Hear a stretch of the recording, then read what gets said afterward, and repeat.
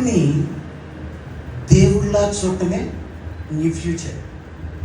నా signature word కూడా అది. దేవుడు అని నీకు తెలుసు కాబట్టి దేవుళ్ళలోకి తెచ్చుకొని చూస్తున్నావు. దేవుణ్ణి దేవుళ్ళ చూడటం అంటే ఇంకో పదం లేకుండా చూడాల్సి వస్తుంది. మనిషి, రైట్?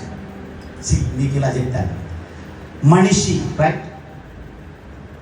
మనిషి అనే పదం ఎవరో ఒకరు పెట్టుంటారు కదా. శ్రీ అని ఒక ఆయన తెలుగులో ఉంటాడు, రైట్? శ్రీరంగం శ్రీనివాసరావు గారు. ఆయన ఒక మాట అంటాడు ఇప్పుడు, పదం అనేది ఎవడో ఒకడు పుట్టించుకుంటా రాదు కదా అంటాడు. అందుకే ప్రపంచంలో ఉన్న అతి కష్టమైన భాషల్లో మొదటి భాష ఏదో తెలుసా? తెలుగే. ఎటుపడి తెలియదు, నీకు నచ్చినట్టు మాట్లాడతాం. అందుకే తెలుగు నేర్చుకోవడం కష్టం. అందుకని మనిషి అన్నదానికి నరుడు అనొచ్చు, మానవుడు అనొచ్చు, రకరకాలుగా మాట్లాడవచ్చు, రైట్? అలాగే దేవుడు అనటానికి ఒక వర్డ్ ఉంది. వర్డ్ ఎప్పుడైతే ఉందో అక్షరం, అది అక్షరములోనికి ప్రభావాన్ని తీసుకొచ్చాం. ఇది ఒక అక్షరం.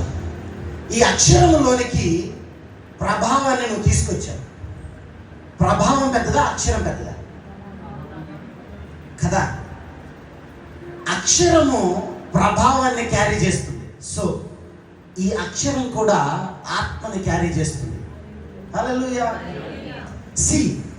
ఆత్మని క్యారీ చేసినంత మాత్రాన అక్షరం పెద్దదా, ఆత్మ పెద్దదా? మరి నువ్వు దీనిలో దేన్ని చూస్తున్నావు? అక్షరాన్ని చూసి you can adjust with that word. నువ్వు దానితో ఏకీభవిస్తున్నావు. అంటే అక్షరములోనికి ఏకీభవిస్తున్నావు, కానీ అక్షరములోనూ ఉన్న ఆత్మతో ఏకీభవిస్తే ఆయన ఎంత పెద్దవాడో నీకు అర్థమవుతుంది. అక్షరములో ఉన్న ఆత్మలో దేవుడు ఉన్నాడు, కానీ అక్షరంలో దేవుడు లేడు. హలో. అక్షరం ఎవడో ఒకడు క్రియేట్ చేస్తే వచ్చింది ఇక్కడికి, బట్ ఆత్మ ఎవడు క్రియేట్ చేస్తే రాలా. ఆత్మ జలములపై అల్లాడుచుండెను. ఆత్మ సమస్తాన్ని చేయగలదు. ఆత్మ దేన్నైనా అని ఎక్కడికైనా వెళ్ళగలదు. ఇప్పుడు నిజానికి దేవుడు అంటే నీ దృష్టిలో అక్షరమా? Because it's a name sake, it's a word, but your life is also word. To say అక్షరం. నీ జీవితం అక్షరం లాగే ఉంటుంది.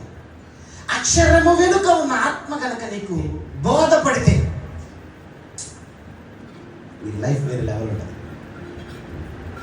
అందుకు నేను అనేది దేవుణ్ణి దేవుళ్ళ చూడటం.